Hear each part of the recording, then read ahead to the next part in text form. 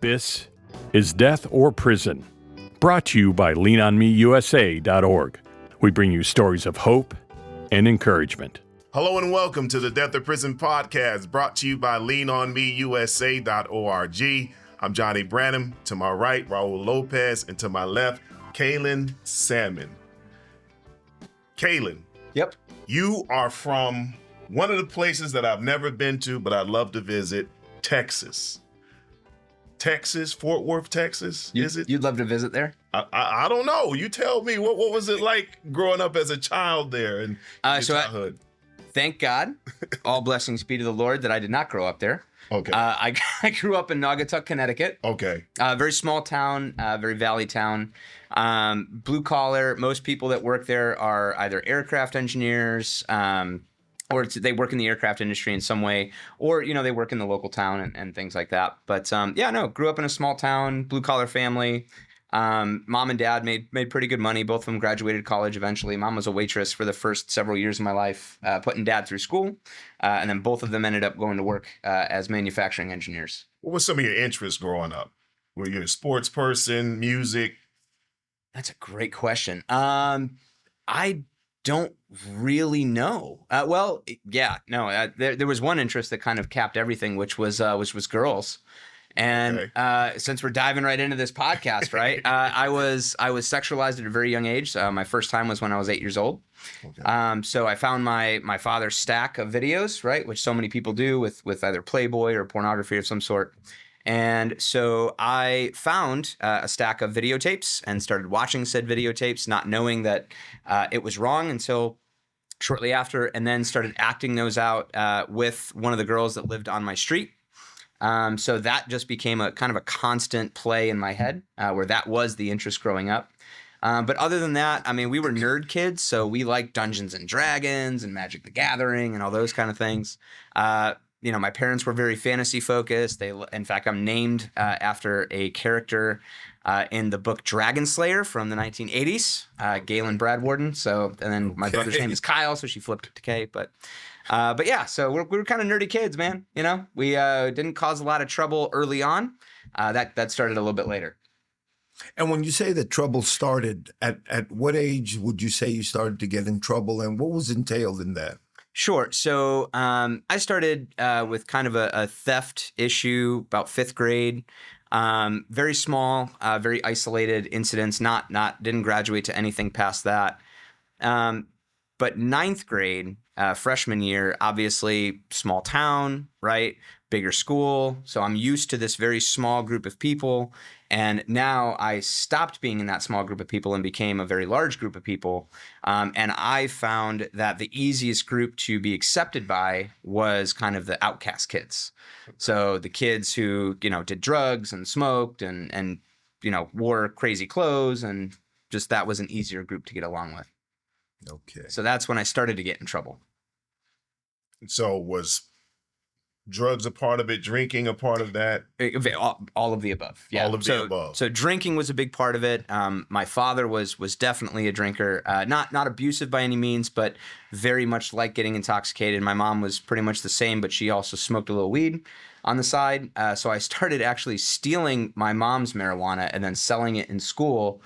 Because, who does everybody love? The drug dealer, right? Mm-hmm. Everybody loves the dealer or the kid who can get the drugs. So I started to do that as kind of an acceptance measure, but then also started, obviously, to use a great deal myself, things like that. And then that kind of spiraled sophomore year into me getting into some legal trouble. Didn't get caught with drugs, thank God. But as a prank, I put a laxative in a teacher's water bottle. Wow. Yeah. So for those of you at home that think that that's a good idea, you will go to jail. It is a thing. And so I was arrested by school security, then brought to the local police department and told that I was being charged with breach of peace and I think second or third degree assault as a juvenile. Wow. I was going to ask you what was the charge, because I was curious. That was it. That was it. What was the conversation like at home? There was no conversation. There was no conversation? Nope. So mom picked me up. So mom is a tough Southern woman. She grew up very tough. Both of her parents had passed. I think by the time she was 16, she was the oldest of 5. So she's a very tough, independent, feminist woman. She didn't say anything really. She picked me up. I begged them to call my father, and they wouldn't. So they call my mom. She picks me up and basically just beats me all the way home. I mean, like you would, nothing crazy, didn't get weapons or anything, but just proceeds to whoop my tail all the way home, up to my room. Finally, I get to my room, thank goodness, shuts the door, and just says, yeah, your father will come and talk to you when he gets home. Oh, okay. And that was that. So had to go on probation for a year. The whole 9 yards. Had to go to the court. We got an attorney. Essentially had to be on probation for a year after that. And then, yeah, that was that. I got to finish out sophomore year. And then I went to military school starting in junior year because my parents had about enough of that. So they sent you off to military school to kind of strict. Yep. And what was that transition like? You go from this small town and then you move to a bigger town. You get into some trouble. You're on this probationary period, which I can only imagine how that was as a child to go through. And then next thing you know, you're moving into this next period in life where you're in this military school. Yeah, that was big change, right? And to boarding school. So I don't go home. It's boarding school. Still in the same state, or is it out of state? No, or? this was New York. Okay, so okay. Yeah. We're getting into an area, Kalen, that's big taboo. Nobody wants to touch it, but I believe it's very important. If you could tell us about what happened with you and how it transcended into the charge that you got, and what was your charge, and just speak a little bit about that. Sure. So I'll fast forward and say that I graduated military school, had a good experience there, graduated as a second lieutenant, got in a little trouble here and there, but didn't get into anything too heinous. I went to college for one semester, flunked out, figured out real quick that I was not a school kind of guy. I went to the Merchant Marine Academy. That didn't work out. So I left, went to the Air Force, thinking, again, military career, let's do that. The problem is I had to lie to get in and say that I had asthma. Or say that I didn't have asthma, which I've had my whole life. So I get in, make it through basic training by the grace of God, meet a girl while I'm in there. We get engaged in tech school, and then I have an asthma attack, and I'm instantly let go from the military. So now I have no job, no future, but I'm engaged, and on my way out of the military, we get married. So my first wife started... How old were you then, Kalen? 18. Okay. Yep. Yeah, I would say 18, maybe barely 19.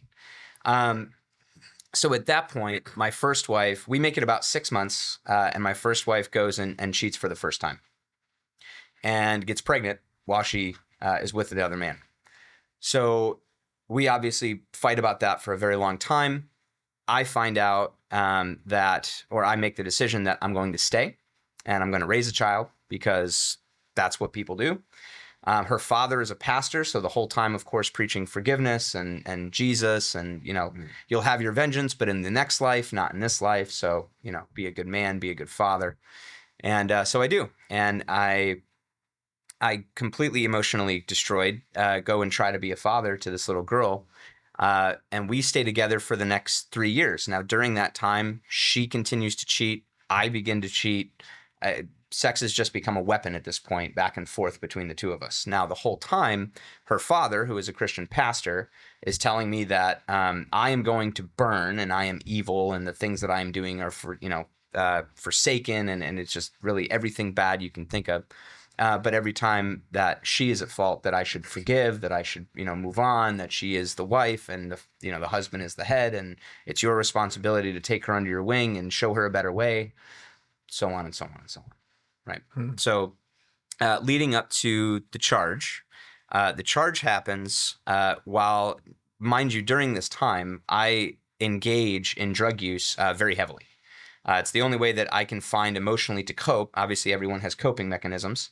I find a way to cope is by getting high, typically on uppers, cocaine, amphetamines, those kind of things. I'm selling cars at the time, which, of course, they boast drug use. In fact, my dealers were working with me at the car lot. So, it was very easy to access. I hate to say my numbers were better at the job when I was high. So, of course, that's supporting the habit the whole time. And for that reason, I just go into full-fledged addiction. And of course, it's justified, it's being supported, and now obviously it's the only way that I can cope with what my wife is doing at the time. During that time, I get into a situation with a female who happens to be my wife's sister. And everything that happened happened very fast, right? It was one night. We were all drinking, go to bed. For the sake of her dignity, let's just say that it was consensual, but should never have happened in the first place. I absolutely did what I did. But that happened. She was underage. I was not. So when we returned... Kalen, if you don't mind me asking, because I know that question will come up in the minds of others. How old was she? I was 20. She was 15. Okay. Yep. So at the time, they went back home. 3 weeks to 4 weeks later, I get a call from an unknown number. It is my wife's parents, and they are asking if, I had done things and that kind of stuff, and if I wanted to talk to the police. And of course, I'd never had, other than my juvenile offense with the laxative in the water bottle, I've never had any legal kind of encounters. So I didn't think of it as criminal. I didn't think of it as I knew it was wrong, but I didn't think of it legally as wrong. So this was a whole new uncharted territory for me. I got very scared. Started asking them if I needed to leave town, like, you know what I mean? Kind of trying to prepare for what was to come. And after that phone call, about a week later, I got a call from the police department saying, hey, why don't you come down? Obviously, we have a complaint. Why don't you come down, give us your testimony? We just want to wrap this thing up. Nobody's pressing charges. But we got to kind of button up the whole case. And I said, okay. I mean, I didn't know any better, right? Nobody told me, hey, go get a lawyer. So I didn't know any better. So I went down, gave my testimony. They did not arrest me, which was surprising looking back. But they did not arrest me because, truthfully, nobody was pressing charges. 6 months after that. I have a quick question. Yep. Nobody was pressing charges. Did they ever tell you? I imagine it was the parents that filed the complaint to initiate it. They filed the initiating complaint. Okay. However, when pressed, they did not actually press charges. Okay. Yeah. Once they heard the story and the confession and everything, they did not press charges. That was the state. So 6 months later, I get an email from Bayer County, Texas courthouse saying, hey, you've been charged with a Class 1 and a Class 2 felony. You need to come and report immediately, and you have a $750,000 bond. You need to come and show up. I thought it was spam. I completely out of the blue. I'm like, this is insane. Whatever. So anyway, they keep coming to my email. And so finally I call the number that's on the email and I say, hey, you guys, can you stop sending me these, please? They're kind of, they're kind of scary. Can you stop sending them? And it was actually the county clerk's office. And she said, no, you actually have a legal indictment that you need to come and represent yourself for. Wow. Yeah. So I had no idea what to do at this point. Again, never had an encounter with the law other than when I was a juvenile for a laxative. So I was still married to my first wife at the time. And so we both freak out. We called her parents and said, did you guys file charges? And they said, absolutely not. We didn't file charges. What happened is the state picked it up. And they don't have to file charges. Nobody has to actually file charges for them to pick it up. So in that way, we called an attorney and I kind of set things up. But I went on the lam for 7 months and just didn't really, maybe was very careful when I drove and those kind of things, all on the advice of the attorney. And you're using drugs through all of this? 100%. Okay. Oh yeah. Oh yeah. Especially now, right? Like I'm right. losing my mind. And so all of this happens, and I finally, me and my first wife separate. She can't take it anymore. I frankly can't take it anymore. We're just at a point where it's, the cheating has gotten so bad that I can't take it. And frankly, my situation is very dire, so she doesn't want to be around for that. So we split. And during that time, one of the ladies that I'm working with, first name's Katie, invites me to church and says, hey, I know you're going through a lot of stuff. I don't know all of it, but I have this really cool church, small church. why don't you come out? Now, I remember Christians, right? Hey, I'm married to a pastor's daughter. Like, I know what they're about, right? Like, I'm an evil guy. I'm a villain. I'm a waste of life. All of these things have been said to me multiple times over the years. So, like, I'm the bad guy. So you really get, like, you don't want me to go to church. That's I used not... to think, Kalen, that church was for old people and children. Yeah. And that was my perspective on Christianity. Or perfect people that want to judge other people. Exactly. Sure. That's what I thought. So she said, no, it's a cool church. You should really come out and just check it out. So I go, I talk to him, and I sit in the back row. And the pastor apparently found out from her I was coming. And so he called me into his office and said, hey, after the service, can you stop by for a little bit? And he talks to me, and this guy is a 3-time drug loser who used to work for the cartels as not quite a shot caller, but some kind of enforcer or something like that, right? Some bigwig in the criminal world. And so he says, look, I know exactly what you're going through. I'm not scared of it, and neither is Christ. So why don't you start coming, and I'll just kind of take you under my wing, and we'll teach you what this whole Bible thing is about. And I was like, look, man, I don't really want this. I don't really, I don't know. But I started coming. I wanted to at least see what he had to say. And again, still, heavily using drugs. And I stayed sober to go to church. But other than that, I was pretty much, church on Sunday, using on Monday kind of thing.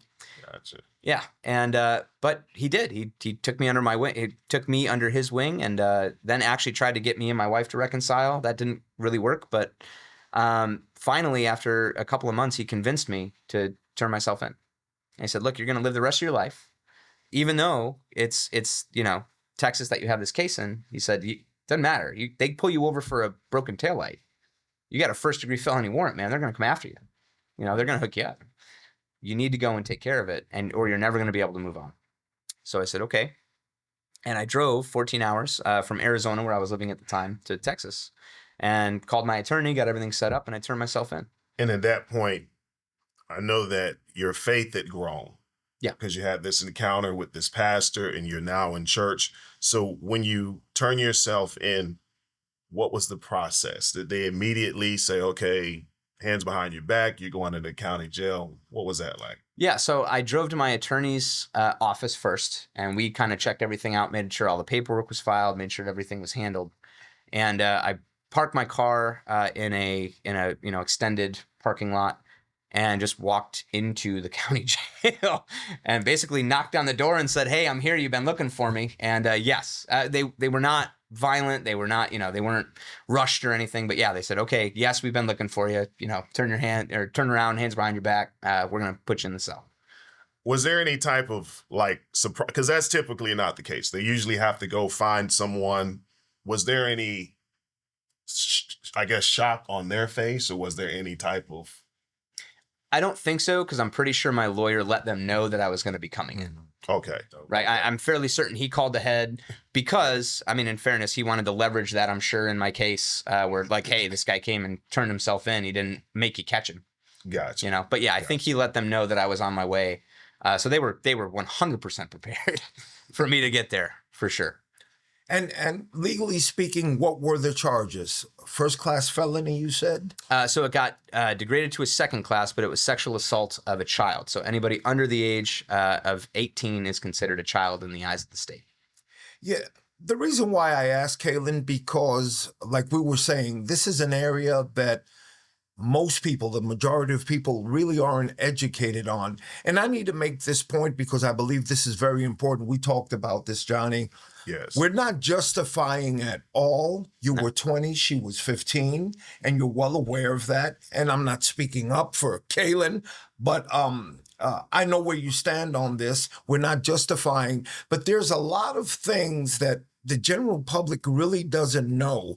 In fact, when I decided and I spoke to our producer, Ken, about doing this segment, I said, I'm putting myself on the line because people might judge me and you, Johnny, because we're not advocating sexual offenses. What we're talking about is something that happened and what is the reality of what's going on when we talk about this topic. You look at your name, Kalen Salmon, and a child, immediately everyone thinks that it was a 2 or 3-year-old child. You're out there molesting children. That wasn't the case, even though that does happen. What we are talking about is exactly, and I'll let you. Yeah. And I mean, what happened, right? And you're right. I don't stick up for what I did. In fact, I'm the first one to say I'm the only guilty man at Shawshank, right? I don't claim my innocence. I did what I did. Through the love of Christ, he has made it the most pivotal event of my life. But it's the biggest regret that I have because I did a lot of damage. And when I turned myself in, I was warned by so many people not to tell them while I was there, why I was there. Because for those viewers who don't know, we are targets, right? As soon as you walk into incarceration, if you have any kind of sexual charge, whether it be the gambit, right?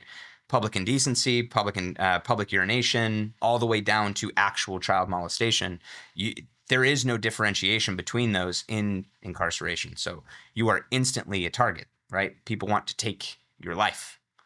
And it's actually seen as a badge of honor to do so in a lot of places. Certainly the place that I was.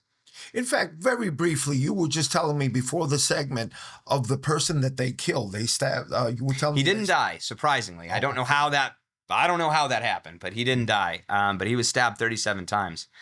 So a gentleman came in shortly after I got there, and we were in Gen Pop in our pod, and there was probably 50, 60 guys in a pod in Bexar County. And so I was in there. I had lied the entire time about why I was in there at the advice of my counsel, other people that had been in. This guy did not. So he came in, kept to himself, very quiet, sat alone. And so people started asking him questions. Why are you here? Who do you run with? Those kind of things. And he said, look, I'm here on, I can't even remember the charge, but it was a low ranking charge. It wasn't even as bad as mine. And they stabbed him. He was sitting there alone reading his newspaper one morning, and 3 guys jumped on him and just stabbed him 37 times. Darn near killed him. Not to go down the story rabbit hole here, but another guy that I had to stick up for was an 18-year-old kid. And by that time, they didn't have Romeo and Juliet laws. So he was 18. He was dating a girl who was 17. They'd been dating for 2 years. Wow. Right? Wow. They'd been engaged in a year apart. Right. They'd been engaged in promiscuity. The dad did not like him. He was a drummer in a local band, kind of thing. And as soon as he turned 18 and the dad knew that they were together, he called the police and had him arrested.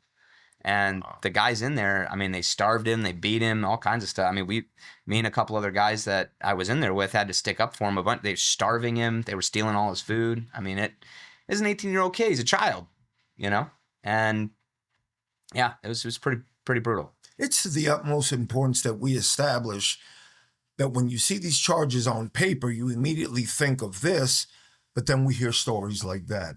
And right. I believe, Johnny, and we were talking about this, and you can share your thoughts on that, yes, that we really wanted to educate because you said something very key that will stick with me forever. When you started your board in the ministry, and we're going to get into that, your board asked you, well, how about the guy that did molest children and so on? What was your answer? My answer to that was, okay, so if you can find me the guy that Jesus says I didn't die for him, then I'll tell him no. As soon as you can find me the guy that Jesus doesn't want to save, then I'll tell him no. Powerful. And I can run with that. Powerful. And I'll throw this out there, and Johnny, but I'm just touched by this because a lot of the audience doesn't know this, but I was sexually molested when I was 4 years old. So you're looking at a guy who's on the other side of, I'm the one that's supposed to be hating on sexual charges, but the Lord healed me, and I realize that anyone that really repents and wants to change their lives, you have the opportunity to do so. But we're not talking about manipulating the system, trying to get away with something, conning someone. Listen, the truth will always come to light. Yes. But those of us who really want to change our lives, that's what we're talking about. That's why I'm so honored to have you on the show. Yes, I think it's important because what you said is true. And there are a lot of people out there listening that don't feel like they're redeemable. Because if you're in a situation, you're already incarcerated, and then you also become a target. It's like you're the modern day leper. And so you begin to feel like I'm not redeemable. Jesus doesn't love me. Everybody else gets a second chance. And here you are saying, no, Jesus died for everybody. And because he died for everybody, if they were valuable enough for Jesus to get on the cross and die for their sins, then they're valuable enough for us to be able to say, yes, you are redeemable. You need help, and we're going to help you. Exactly. And so I'm glad you had that conversation with your board, because there are sometimes in ministry, people have, like what you were saying, all eggs in a basket. We're not going to help these individuals. You didn't do any time in prison. Correct. But you did have some times in the county jail. Yes. So I did 9 months in the county.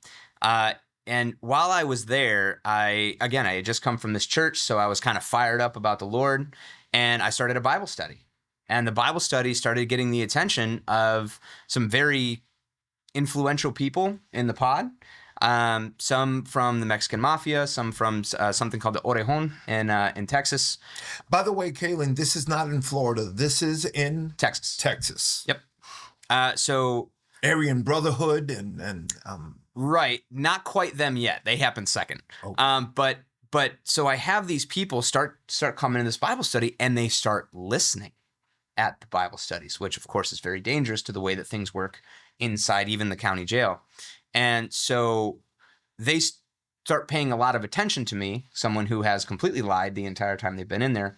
And so I find out I have court the next day to go and, I don't know if it's sentencing or what it is or just another hearing. But the Mexican mafia shot caller that was in my pod actually found out why I was in there, the real reason, and put out a hit on me that night and basically said, hey, we're coming for you in the morning. So just get ready. I go to court, and it's to sign my release papers. The Lord brought me through. Basically, I had two choices, sign the plea or go to trial. I signed the plea. I got out that day. So they brought me back. I cleared out my cell, and I left. Wow. So God definitely... Hand of God came down. No, we're gonna hold you, right? You got more to do, kind of thing. And I literally cleared out my cell, crying the whole time. I couldn't believe it, because I'm thinking I'm waking up and getting killed. It was a long night for sure. And that led you to what you're doing today, which we're gonna get to in the next segment. But you have been listening to, the first part of an awesome testimony from Kalen Salmon, and it's just phenomenal. It's just phenomenal. You've been listening to the Death or Prison podcast, brought to you by leanonmeusa.org. I'm Johnny Branham. This is Raul Lopez, and this is Kalen Salmon. This is the Death or Prison podcast, but we say choose life. Each one, teach one. One boy and girl, maybe we can change the world.